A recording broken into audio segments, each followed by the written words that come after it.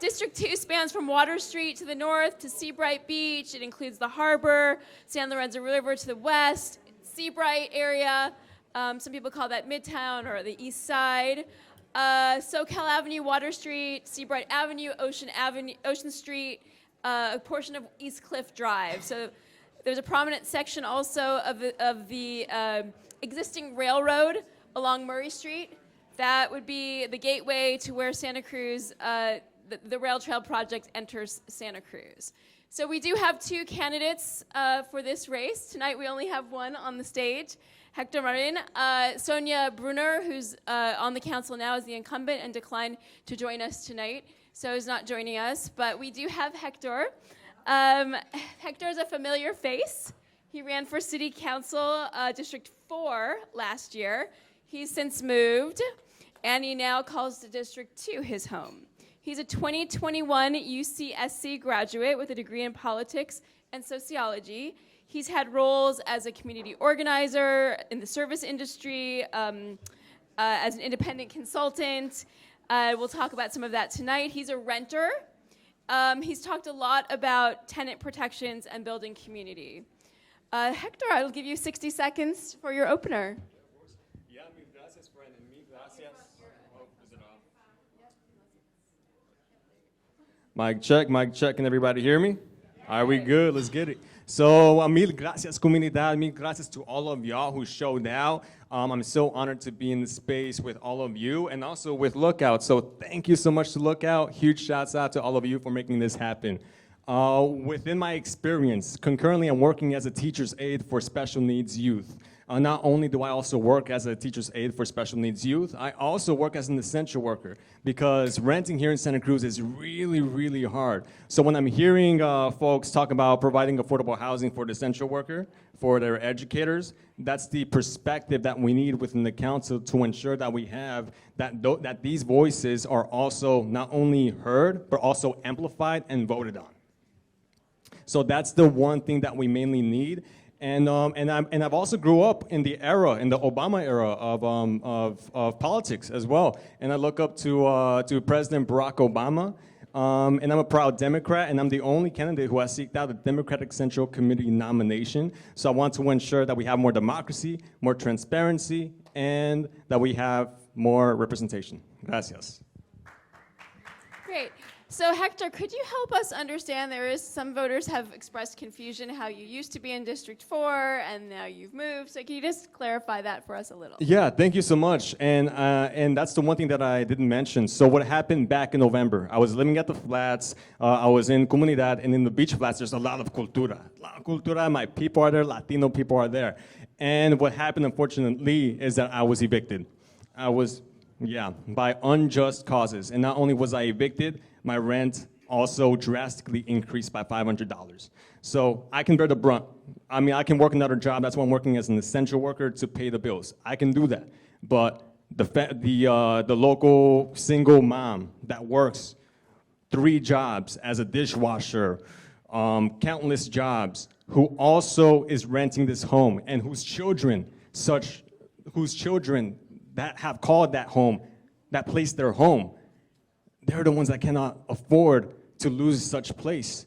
And there's several single mothers that, as an educator, as I was working with them, they would inform me that their affordability of these places, of these homes, would impact their young child's ability to be educated. So as an educator, I wanted to say that I'm in that struggle with all of you. I'm in that struggle with all of y'all, and we have that lived experience, and we will ensure that folks are prioritized. Move your Am I too close to the mic. Up to, so a little sorry. further away from the mic. I was trying to do that gently. Yeah, Sorry. Okay. Can you tell us a little bit about how you've evolved as a candidate since 2022? Like, what have you learned? How are you different today than you were 2 years ago? Yeah, of course. So. Not so close. Oh, it's not so. Is this The mic good? not- Is yeah, this that's all right? good, This all right? All right. I don't want to. I talk much slower now, so. But most importantly, I just have that broad range of experience in policymaking. I'm a concurrent member of the Circle of Anti-Racism and Economic and Social Justice, and we have recently passed an equity framework last year where we introduced an equity statement that is currently being applied to our county budget. So I have now the active coalition building experience of actually passing policy countywide, and that policy was unanimously approved by our Board of Supervisors. Huge shout out to Justin Cummings, who was a huge factor in ensuring that that was actualized. So I have the experience now. Not only do I also have this experience, I also have the perspective of our neighbors, of our community members, and our voice, our platform this year will ensure that we are the mediator of the conversations of multiple perspectives so that we better help represent our comunidades. So you're saying that you've learned about consensus building? Like Yes. bringing yes. people together who don't agree? Correct. Okay, what is your stance on Measure M? Oh, there it is. There's an imaginative question for the evening. So I'm a very active proponent of Measure M.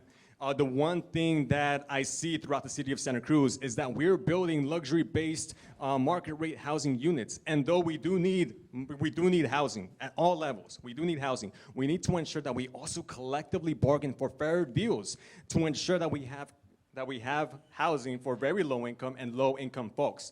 And most teachers fall within the very low income and extremely very low income tax bracket. So the law of supply and demand is very real. So we need to ensure that there is a huge demand of housing, and if there's a huge demand, we got to supply more housing. I see that perspective. What is also true is the law of opportunity costs. So when we build too much at the market rate, and when we build denser housing units that are not affordable towards our people, right, we push local Santa Cruzians and Black, Indigenous people of color in the process. And we need to, and with my union organizing perspective, I bring that lens to policymaking. But you didn't answer about Measure M. Yes, I said I'm You're for it. yeah, Okay, I'm for sorry, it, I didn't hear that. Okay, sorry. Okay. So we do have a question from the audience here. You've said you work as a teacher's aide. Do you support built housing?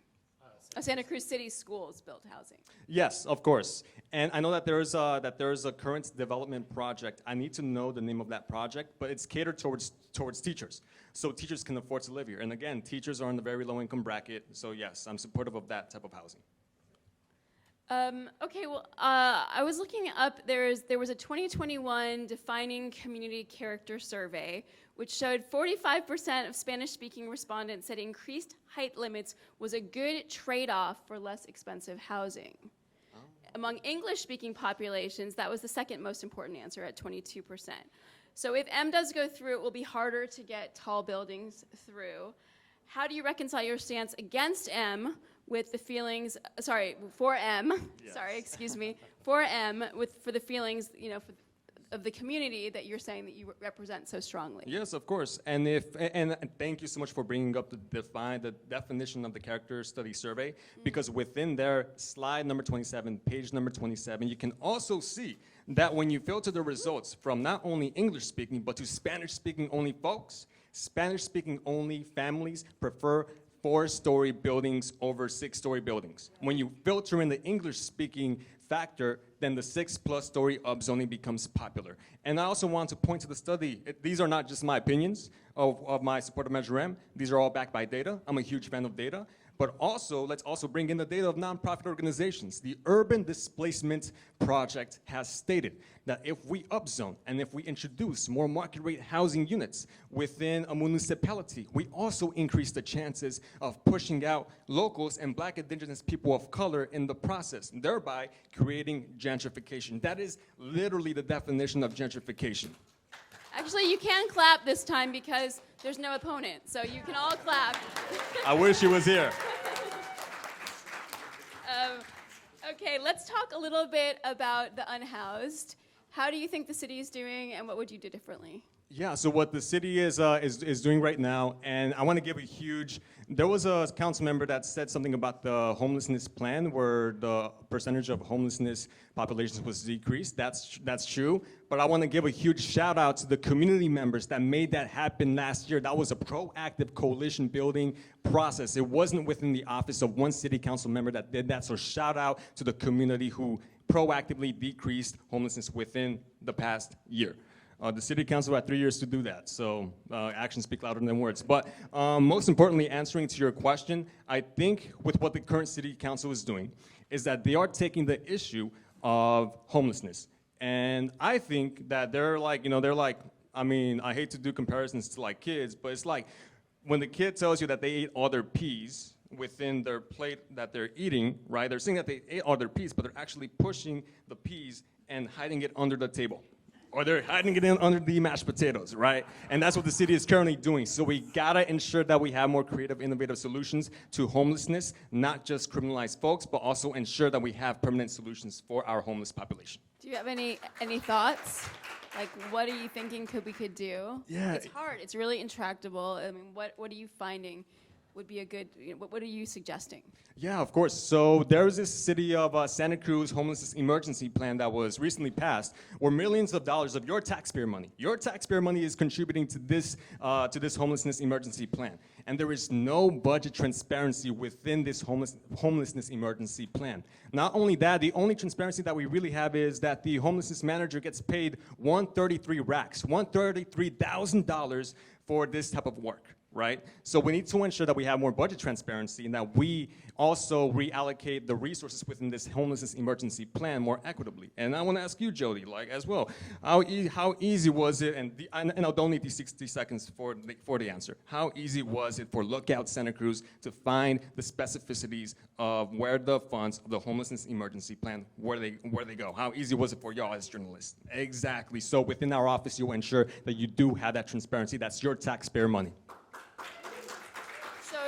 Transparency of funding, but then reallocating some of the funding, or? Yeah, reallocating it once we have the transparency of where specifically that funding is going to. Is it going to more expansive winter shelter programs? What's going on right now is that the city of Santa Cruz, they open these winter shelter programs out of emergency occasions. So we do know that the city does have the capacity to open these shelter programs, but they're choosing not to do it permanently. And that's a heartbreaking experience because yes, the homelessness population did decrease within the county. But what's also true is that the percentages of homeless people that died within Santa Cruz County was also vast as well. And not only that, but the resources from South County, Watsonville County, where there's more Latinos, were also depleted in the process, and there is not much funding to address homelessness within there. So within our office, you'll ensure that you not only have a citywide organizer, but that you also have a county-wide organizer and collaborator in that essence.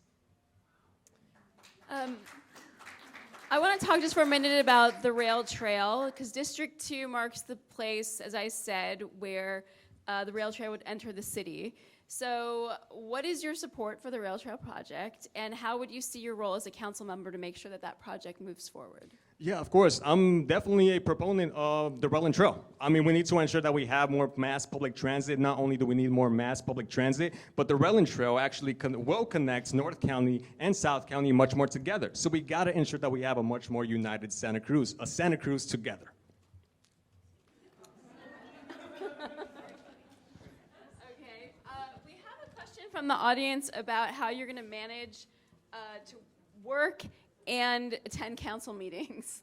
That this is something that you've been critical of your opponent for, and how are you going to manage to do it? Yeah, so here's the thing. I'm 26, and if you cannot tell, I do have a lot of energy. So I got that. Our generation has the energy to actualize it, but not only do I have the energy, I also have the experience and the strategies to ensure that not only do we involve Generation Z within the city council, but that we also bring other Gen Zers within the process. Let's start appointing Gen Zers within these commissions, and not only Gen Zers, but also Gen Zers that are Black, Indigenous people of color. Okay, we have another question about affordable housing and Measure M from the audience. I'm just going to be reading this. Seeing that affordable housing requires government subsidies, and there is a limited amount of these, how is Measure M, which mandates more inclusionary housing, actually going to produce affordable housing?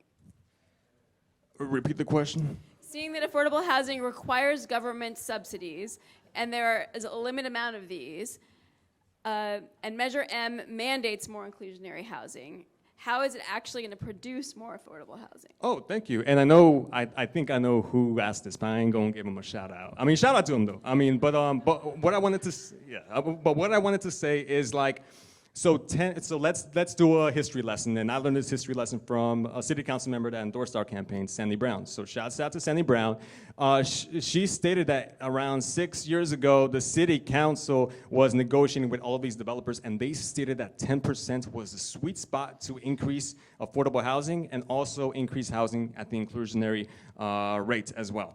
And the one thing that happened is that I think at around 2018, I may be wrong within the date, or the year, so please fact check me. The inclusionary rate actually was double than what was actually proposed by these real estate developers, by what these models, these real estate developers presented.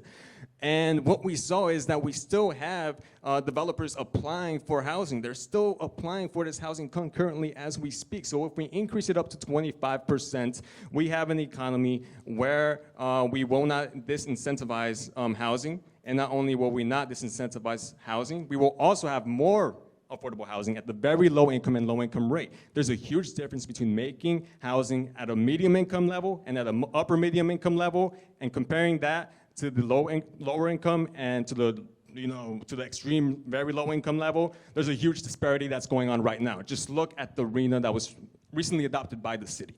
Data doesn't lie.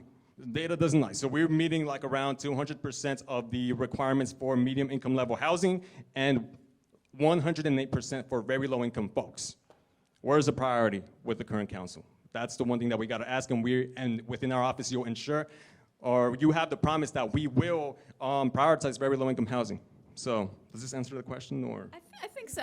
I mean, I guess the other piece of what I would want to ask is if Measure M doesn't pass and you're elected to the council, would you then, let's say that this is the same question we asked earlier, the current 12-story limit and the 20% affordability requirement for the downtown expansion proves not to pencil out for developers, right? And you're on the council, Measure M has not passed. So are you open to continuing to negotiate to increase building heights or lower the affordability threshold? Like, what are you gonna do? I will ensure that we involve the community within the process, because as a city council member, you're a conduit and you are a vessel of the community, and I'll be a conduit and a vessel for District 2. So with what our office will do, and this is what we want to prioritize, is create a citizens assembly. And every single citizens assembly will be catered towards a specific neighborhood. And that neighborhood will vote in leaders, city leaders, or neighborhood leaders that will make suggestions to customize affordable housing needs that are needed within their vicinity. And not only that, we will also ensure that there's a representation of conversation of density as well. So we need to ensure that we involve our neighbors within the local process, and that's what we will do. And the one thing that I also want to say is that if there's folks that are no on Measure M, plenty of my friends are no on Measure M. So many of my friends are no on Measure M. It's okay to disagree and still be friends. I'll ensure that the no on Measure M voters are also just as represented, and within our office, we'll invite everybody to the table, because everybody loves everybody. Hashtag. Can you talk a little about, you've talked a lot about diversity and about integrating Spanish-speaking community into Santa Cruz. Can you talk just a little bit about what you see and what you think needs to get done? Yeah, so the first thing, en español, gracias. Sí, pues, I'll do both, and I'll still keep it at the same time. Shout out Jack. But the one thing that we will ensure, and I will consult with the community, but I'll ensure that we pass a district map that is not gerrymandered. Because what's going on right now is that the council had the opportunity to consider a district map that integrated the Beach Flats community and the Lower Ocean community and made them the same district. And what's disappointing, and what's disappointing is that the current council voted in favor of the gerrymandered district map. Not only was it the current council, it's also council members who are also Black, Indigenous people of color who also represent our voices, or who are supposed to, right? So the one thing that you will have, the one promise that you will have is that we will ensure that we take a closer look at that map and make it more equitable so Latino representation is actually realized. Is there any way to pull more people into the process, more Latino people into the process? Yeah, of course, and this is exactly with what we did, with what I did when I was, because when it came to my support of Measure M, it wasn't something that I was sitting in my ivory tower of, I don't know, city chambers and just chilling and just saying, yeah, I'm for this. I consulted with the beach flats in the Lower Ocean community. I asked them specifically, what do y'all think of these big buildings? The beach flats in the Lower Ocean community stated to me that they feel like they're being pushed out. Not only are they being pushed out, but the current council is not taking the initiative to provide rental protections, tenant protections for our people. Right? Yes, we gotta have housing, but let's also provide much more integrated tenant protections, stronger tenant protections at a local level as well. So we need to ensure that we have that, and within our office, we'll prioritize that too. And I'll ensure that this type of surveying and serving is also consistent throughout our office, that we will reach out to the Latino voters, to Lower Ocean, and to the Beach Flats community members, and not just registered voters. Because with what these surveys do is that they only consider the opinions of registered voters, and that's it. Most of my people are undocumented. My mom is undocumented. And when I see the city not considering the opinions of people like my mom, then that tells me that they're not doing their job in representing my family. And that's what we are, a familia.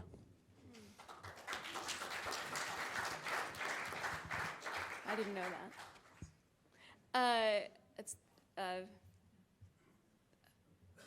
very big of you to be talking about your family from here, so we appreciate that. I'm interested, we've talked just now about some of the things you want to do, but I'd like to hear the 3 top things if you're elected. Initiatives, directives, some sort of policy that are at the top of your mind that you right away want to bring to the council. Of course. The first one, and this is what the city of Santa Ana did, and huge shouts out to Santa Ana because that was the, prior to Moreno Valley, that was where I was living at, and prior to Santa Cruz, I was at Moreno Valley. I would ensure that the undocumented folks have a right to vote. The city of Santa Ana is setting that precedence right now, so we'll ensure that we have that. Second one will be ensuring that we also have, that we also create citizens' assemblies. So that's something that I mentioned. I want to actualize that. I want that to be the pivotal thing that our office creates. And the third thing will be a more transparent budgeting process for our homelessness emergency plan as well. So. Thank you. Thank you so much, Hector. Well, that was great. We're going to move into our lightning round now. So we're just going to ask you a couple quick questions. Okay, Hector, favorite late night spot in District 2? Oh, okay. Shout out to Brady's. Brady's is where it's at. All right. How about favorite activity not in District 2? Okay. Favorite activity, I would say running throughout the West Cliff. Okay. Yeah. All right. How about your celebrity crush? Oh, okay. So I mean, all right. So one of them would be. Sorry about that. So I mean, one thing. Okay, Tom Holland. I don't want to come after your girl, so I say this with the utmost respect. Zendaya. I mean, come on. I mean, I'm just saying. Tom Holland. Shouts out Tom Holland. I want to respect that, but yeah. Okay. How about if you could be any fictional character for a day, who would you be? Ooh, okay. I would say Jake the dog from Adventure Time. Just forming into many shapes and sizes, and not only that, but going into the land of ooh, and then just interacting with Princess Bubblegum. So, that sounds like the life. So, yeah, Jake the dog. That sounds pretty great. Yeah, I think we could all go for that. All right, last one, Hector. What's your hidden talent that none of us know you have? Oh, okay. All right. I'm gonna say it. I can rap. All right. But my friends don't think so. They cover their ears whenever I rap. So, I mean, but my mom loves it. So if my mom loves it, I love it. Mothers are always honest, right? 100%. All right. Thank you so much, Hector. We're really appreciative. Thanks to all of you.